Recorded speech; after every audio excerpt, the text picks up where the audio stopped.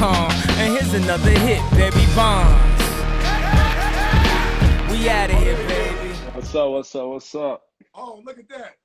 That man Yeah, has man. I, I had to add some light for you. Absolutely, absolutely. Yes, So while sir. everybody's joining, man, welcome to the Recess. The Recess is a show, Instagram live series that we later put on podcast and YouTube, dedicated to conversations around urban baseball and softball across the country, especially what's going on right now in America. You know, we want to shine light on all the great things going on all the urban sports, but especially baseball. Yeah, for sure, for sure. So for all the viewers out there, thank you once again for joining on Coach E. Today I have Mr. Colie Currie, better known as CC. Hope everybody make sure you pronounce his name right. His mom is gonna kill you. His name is Colie. Yeah, absolutely. She don't play. Absolutely. So, you know, before we get started, make sure everybody's watching, make sure after this you go to my link tree in my bio, subscribe to the YouTube channel. That's the way we keep this thing going. Sure. So Colie, right? I'm gonna jump right into it. You know, I see you have an athletic background, you know, and a lot of my audience might not know who you are. And for those who see this later on YouTube or here on the podcast, can you tell us a little bit about your athletic background and how you wound up at Western Kentucky University? Yeah, for sure. So originally, I'm from Chicago. Downtown, stand up. Yeah, I was born in Chicago. It's Chicago because we go everywhere. Absolutely. Yeah, I was born in Chicago. You know, my family was all raised there. So playing sports was just like the whole thing we did. You know, my older brother went to Morgan Park. Both my sisters went to Chas. My mom went to Gage Park. Uncles went to Lindblom. So like, you know, Chicago's deep in our blood. But, you know, growing up, it was just straight sports. Pretty much, you know, every summer we was in Alabama running around doing sports.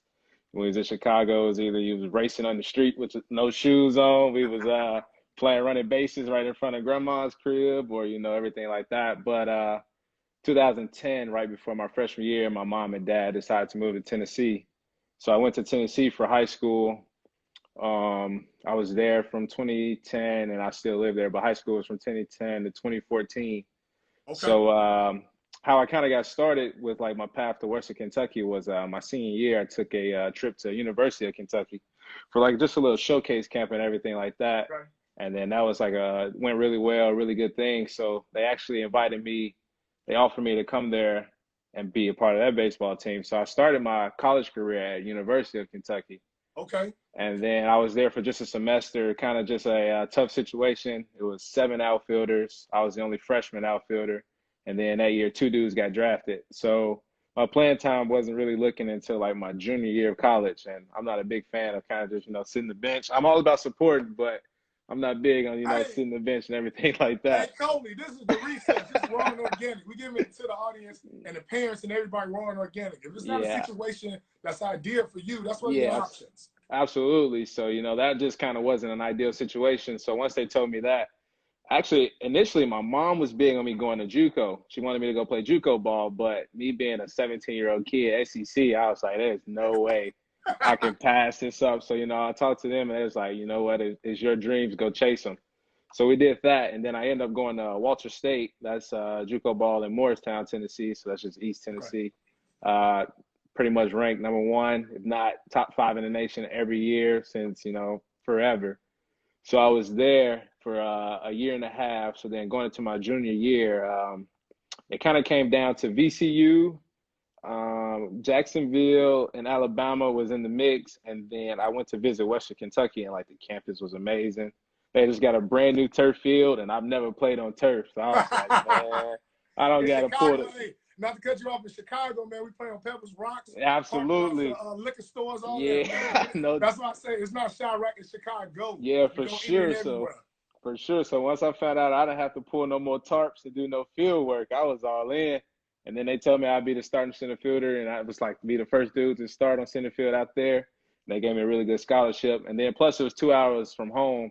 And at the time, my dad, we was figuring out, like my dad was diagnosed with Alzheimer's and dementia. Okay. So that was kind of a rough process. So being close to them to like get home, and then, you know, my dad still getting the opportunity to come see me play was really big. So that's kind of how I ended up at Western Kentucky. man, major shouts out to the Hilltoppers, right? Yeah, I'm gonna dive a absolutely. little bit deep with your experience at Western Kentucky University, right? Hmm. So, you know, baseball is predominantly white, right? There's no secret. Absolutely. We're not Absolutely. gonna sugarcoat anything or beat around the bush. We're gonna speak to the elephant in the room, right? So, Right. how was your experience being at one point in time the only black or one of the few blacks on the team at Western Kentucky in that conference? Yeah, for sure. Initially, I kind of got adjusted to it early because in high school, my freshman year, there was like, maybe max of 5 guys Okay. that was part of the baseball program. And then for a little while, it kind of dropped to about like 2 or 3. So Okay. kind of like being, surrounded predominantly by, white baseball players. And I never really had any bad experiences. I never gotten, any rough treatments from any places or anything like that. So that was a blessing. But just, the coaches kind of was, made everything be known. They kind of made me comfortable. They knew what I was stepping into. And, my parents also, a lot of people don't know, my mom sent me and all my siblings to a predominantly white school at a young age. So kind of just when she figured all of that out and saw, what I want to do in life, she kind of made the proper adjustments and paths to get all of that situated. But, no bad experiences. Definitely, it's a different feeling, because you don't see nobody that look like you when you walk in. So you don't know, like, if you're having a rough day, who you can confide and talk to, or if you just want to hang out with, you don't know like what to do. But most of my teammates, welcome, made me feel welcome, make me feel like a part of the team. So all of those experiences and times was blessed. So no tough times. Absolutely. Thank you. Thank you for really diving deep into that, right? Because I get Yeah. some guests or some people on podcasts, I ask them that question, they kind of like, oh, well, I don't No, want to no, answer that. no. But No, absolutely. We're gonna address it and we'll talk about it. Just to let different people who, because I won't be the only one that has that situation. So just for anybody that's coming up or anybody that's going through it now, just how they can deal with it and understand what's going on through it all. absolutely. So currently, independent baseball league, correct? Correct. So I know kind of with COVID-19, the series, this actual show was based around surviving COVID-19, and Correct. we're gonna keep it going. Hmm. I know that kind of dampened your plans with minor league baseball and everything. Yeah, So yeah, yeah.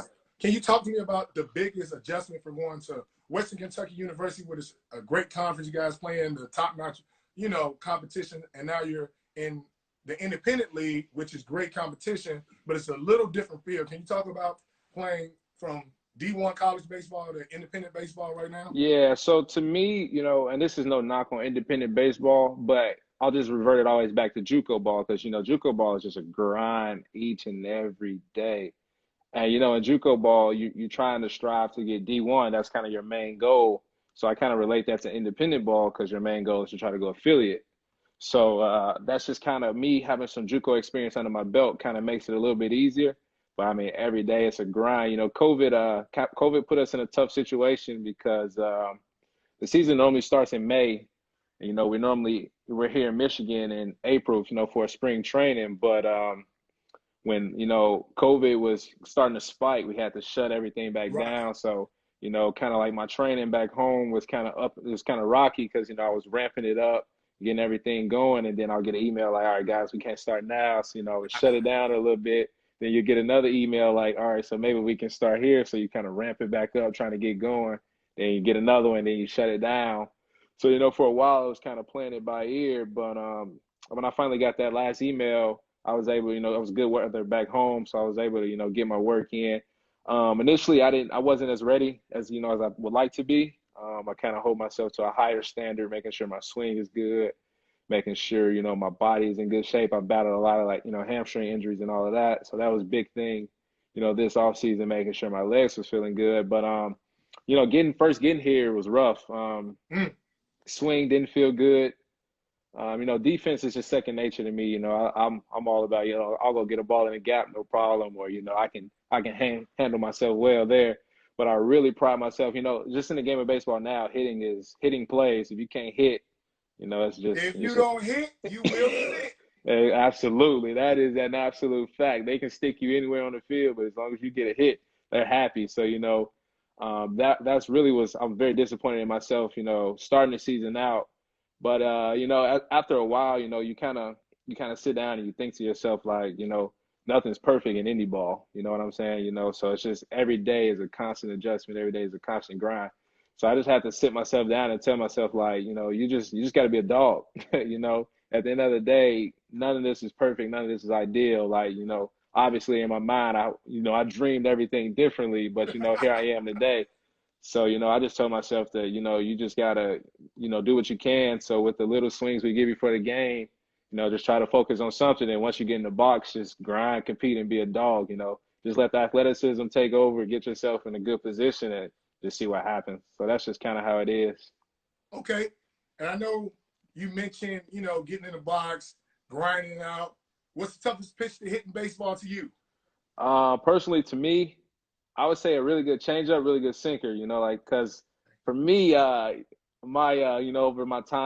over time, as a baseball player, I've developed, and my thought process and my mental approach to the game and at bats has changed.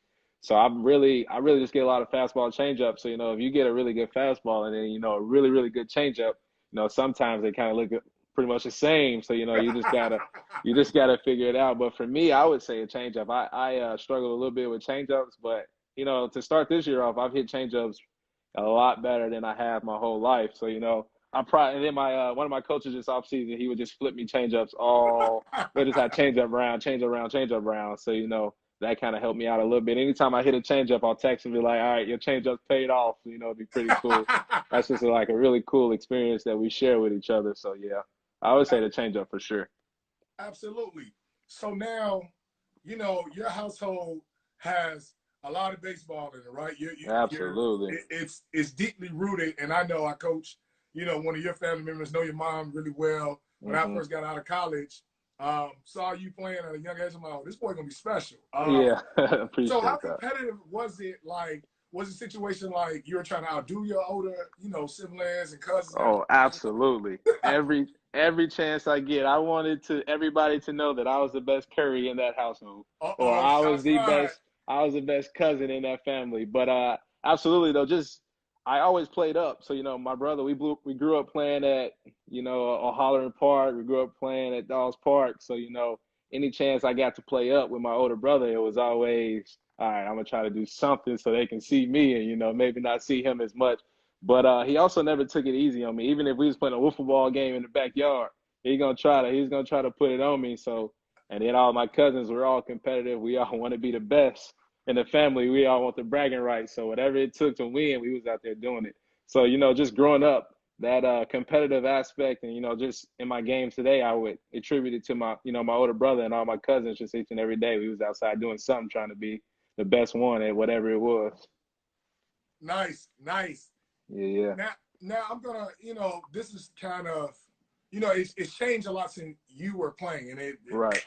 like the game of baseball.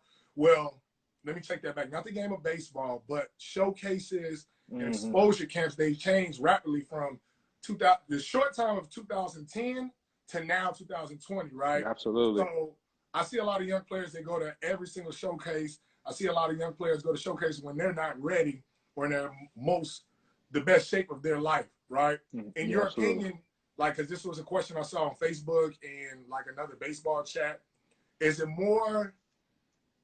it better for the family to go to a college camp where the college that you selected can see you over and over a course of a couple of days, or a showcase where there's going to be hundreds of kids but more colleges? See, that's just kind of like it's kind of a tricky situation because a lot of times with like those select colleges, so say, a kid wants to go to Louisville, when a lot of times the Louisville guys got their few guys that they're already looking at, versus where if you go where granted there's 100 people, but it only takes one set of eyes to see you, and then you can take off from there. So I kind of just base that off of a lot of it is financial, just showcases are expensive. And then especially those perfect game ones and, USA, all of that stuff is really expensive. So if you can afford it, absolutely, my opinion is go for it. But if you know your skill set, and then sometimes people just got to be real with you, at the same time, everybody wants to play D1, but are you really a D1 guy? You know what I'm saying? And that's no knock to anybody, but just in terms of like looking at it from a financial aspect, you got to be real with yourself and understand like, all right, maybe I'm not that guy, but I can't be that guy. You know what I'm saying? So my personal opinion is I personally agree with if you can afford it, go to the big ones. Just because, like you said, there's 100 different eyes out there. Granted, there may be 300, 400 kids, but if that one person sees you, that can be your way in. So I kind of lean towards that. Okay. So right now, right, what's the most important aspect for a high school player, let's say that's a junior going to their senior year, right? Hmm. So I'll give you two examples. The junior that's committed going to the senior year and the junior that's looking for a scholarship going to the senior year. What is the most important training aspect for both situations, starting with the junior that's already committed? So for me, the junior that's already committed is just you just gotta harp on your specific skill set. So if you're a contact gap to gap guy, don't try to hit the home runs. Don't try to pride yourself because home runs will come. And that's something that I struggle with too sometimes. I get an advantage counts and my eyes get really big. So then I take myself away from my game, which for me, I'm a gap to gap guy. I'm not going to hit you 20 plus bombs, none of that good stuff. So you just got to, harp on your skills. So for that guy that's already committed, it's just developing each and every day. Just trying to get better, getting stronger is really, really a big aspect in just like the baseball world today, making sure you're in really good shape. And then just trying to, even though like you may be the guy in your baseball team, but just trying to still find ways to be a great teammate. You know what I'm saying? You just gotta find ways to impact the game as much as you can. So just becoming a better guy, not as just a baseball player, but as an individual, as well. And then for the guy that's uncommitted, it's just each and every day just working. You know, it's never over until you check yourself out. So even if it's the last day of the season, you never know who's there or what may happen. So just keep working, working, working. And even if it doesn't go, how you planned or how you wanted to, just keep working. There's opportunities as JUCO ball. You can walk on. There's always an opportunity. So just develop. For me, for both though, is really just developing as much as you can. Trying to just take your game to the next level each and every day is big, in my opinion. Man, can you please talk to the audience about what is, because let me backtrack a little bit. Because I had Tony Gwynn Jr. on last week, right? Yeah. So Tony Gwynn Jr. was a super stud coming out of high school, right? He Absolutely. got 33rd round, but he made mention to they gave me third and fourth round money, but Right. I'm not taking that money because I'm not going to be considered the 1,000th pick, right? Right. So that situation and that statement, I'm going to ask you a question about what is your advice to understanding and knowing when it's time to sign out of high school or when it's time to go to college? For me, so I didn't get drafted out of high school, but that was always a dream of mine. So realistically, my personal opinion, just for like in the future, if I have a boy and he's in that situation, I'm sold on like top 3 rounds, and here's why. Just because most times a lot of guys overslot themselves initially, and which ruin their chances of going in the first 2 rounds. They want more money than the team wants to give them. So I always say, if you're not getting 6, 7 figures, go get a free education, and you can still play and you can get better. Because my opinion is, I don't want to be the guy that gets there. I want to be the guy that stays there. You know what I'm saying? I don't want to be the guy that I don't want to go, if I get the opportunity to play affiliate ball, I'm there for 2 years. I want to play for 10 years, get, my pension, all that good stuff like that.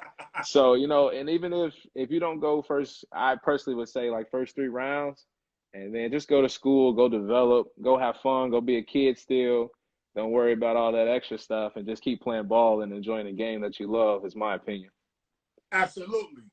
Man, Colie, man, I thank you so much. I know you're busy. You got to get ready to go run some miles and everything like that. But Colie, for everybody that's listening and who are later going to listen on, the different platforms and everything, can you drop your email, your IG? So if anyone has a follow-up question with you, or they want to follow you on IG, or they want to email you, or say, hey, can you help my kid out? Hey, can you give him some advice? Can you drop your information?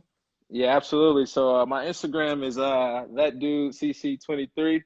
I don't know. One day I was just changing up. It's gonna start something fresh, so I came up with that.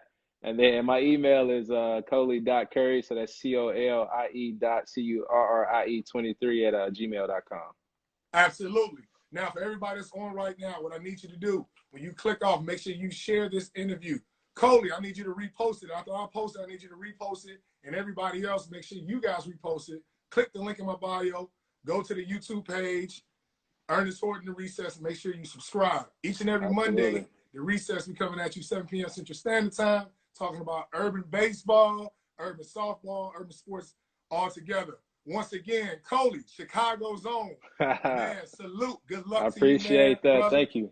Hey, part 2 is coming to you soon, right after the affiliate team calls you up. Oh, for sure. You know, I'm all ready do for the it. job. Let's go, Colie. Let's go. Come on, Well, no doubt about it. Absolutely. I appreciate it, man. Thanks for having me on here. No, thank you so much, brother. This means a lot to me. Salute. I appreciate it. You have a good one. Yes, sir. All righty. All right. And here's another hit, baby. Bonds.